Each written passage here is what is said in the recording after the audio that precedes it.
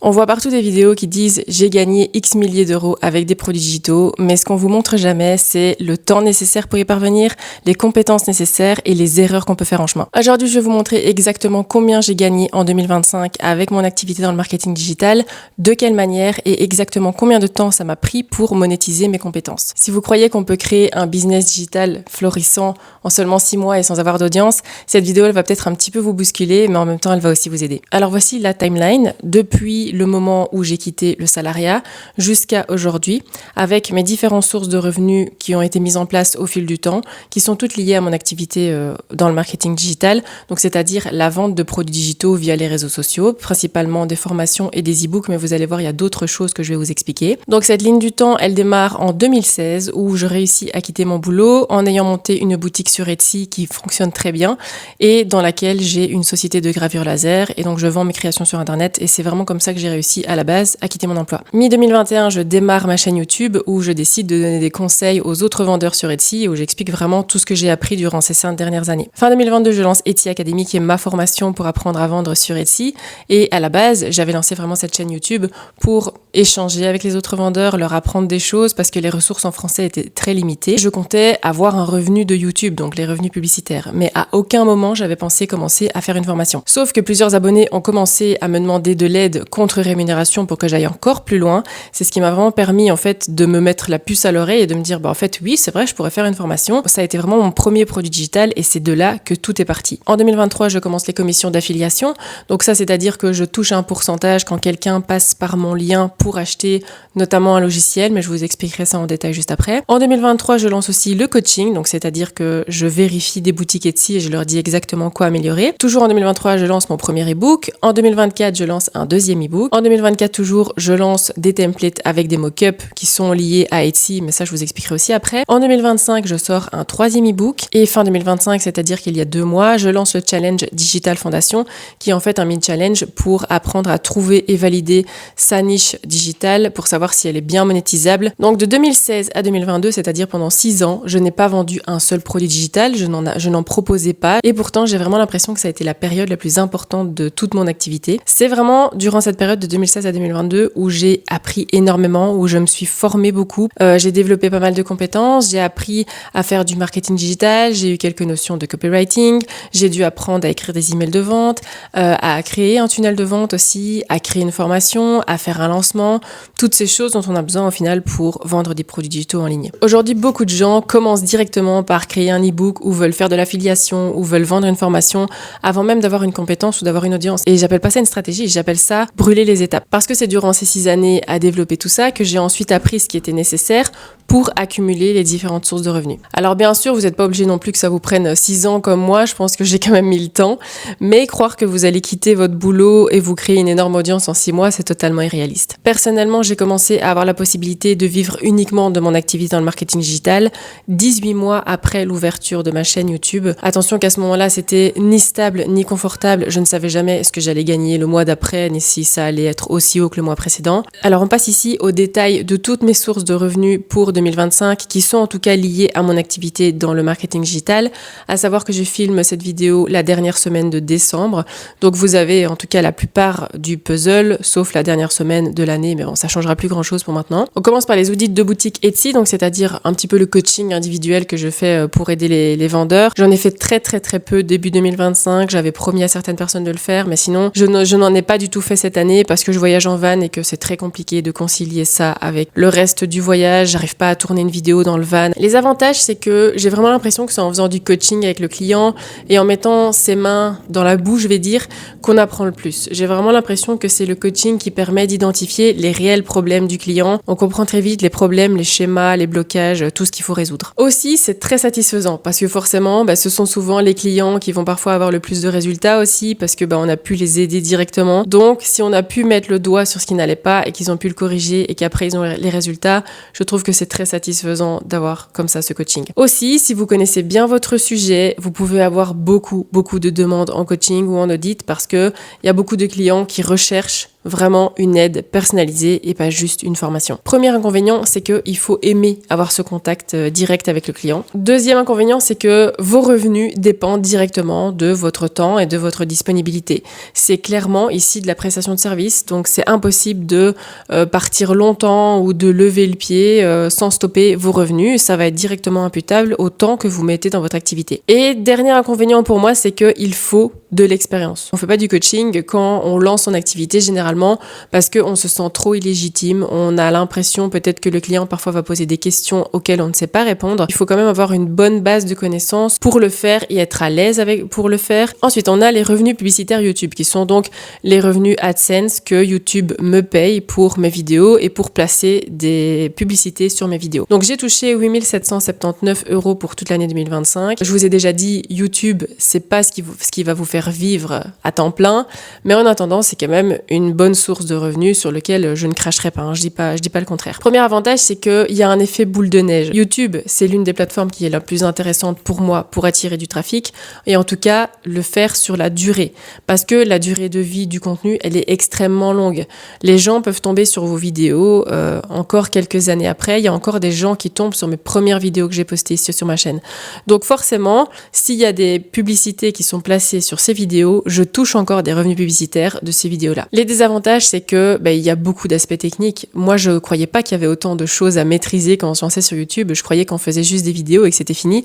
Mais en fait, il faut maîtriser l'algorithme, il faut savoir comment faire une bonne vidéo, il faut savoir comment faire une bonne vignette, il faut savoir monter la vidéo. Aussi, je trouve que l'investissement de départ, il peut être assez élevé parce qu'on dit toujours qu'on peut commencer avec le matériel qu'on a et c'est vrai. Moi aussi, j'ai démarré avec n'importe quoi, un petit appareil photo que j'avais et un petit micro que j'avais acheté à 30 €. Mais YouTube est de plus en plus compétitif, il y a de plus en plus de YouTubeurs qui font vraiment du contenu de grande qualité. Si on veut avoir un bon contenu et pouvoir un petit peu se mesurer aux autres, même si on fait pas la même chose, il faut un petit peu investir de l'argent et ça coûte peut-être plus d'argent que les autres réseaux sociaux. Et dernier inconvénient, c'est les revenus imprévisibles. C'est que les revenus, en fait, peuvent très fort varier d'un mois à l'autre en fonction des vues que vous allez faire sur vos vidéos. Les e-books, 727 €, 359 € et 3792 €. Donc ça, c'est chacun des 3 e-books. Au total, ça fait 4 878 €. Et mon erreur ici, c'est que j'aurais pu en parler beaucoup plus sur YouTube ou même dans mes newsletters. Mes e-books sont proposés uniquement dans certains de mes tunnels et à certains moments. Donc c'est vrai qu'on ne les voit pas beaucoup. Et c'est mon erreur, c'est que je n'en parle jamais. Premier avantage, c'est que c'est assez simple et que c'est rapide à créer. Un e-book, généralement, moi, je mets pas plus de 3-4 jours, en tout cas, pour vraiment le fignoler, le terminer. Aussi, c'est un excellent produit d'entrée pour faire connaissance avec le client. C'est idéal pour transformer un abonné en prospect. Et on peut dire que c'est un revenu qui est quand même relativement passif parce que ça, une fois que c'est créé, on ne doit plus beaucoup le mettre à jour. Si on doit le mettre à jour, c'est généralement pas quelque chose qui prend beaucoup de temps. Les désavantages, c'est que généralement, comme c'est quelque chose qui ne coûte vraiment pas très cher, ça va plutôt être une source de revenus qui va être complémentaire, mais rarement une source de revenus principale. Je vous l'ai déjà dit, c'est très très difficile de vivre uniquement des e-books. Ensuite, c'est aussi perçu comme généralement quelque chose qui a basse valeur. Il y a tellement d'e-books sur le marché que il y a certaines personnes qui croient que un e-book n'apporte pas de valeur. Donc voilà, ça peut être perçu en tout cas dans ce sens-là. Et avec les e-books, on a parfois un angle différenciateur qui est assez faible parce que il faut vraiment pouvoir se démarquer, vraiment produire de la qualité pour sortir du lot. Source de revenus suivante, et je sais même pas pourquoi je vous la mets, mais comme ça, vous voyez que tous les produits qu'on lance ne sont pas forcément un succès. C'est les templates avec mock-up. Donc j'ai fait des mock-up pour Etsy et c'est des templates que je vendais tout fait. J'ai gagné 75 € là-dessus. Ma première erreur, ça a été de lancer un produit pour lequel je croyais réellement qu'il y avait une demande. J'avais pas vérifié, je savais qu'il fallait vérifier et je me suis dit non, je pense que ça peut fonctionner. C'était une grosse connerie de faire ça.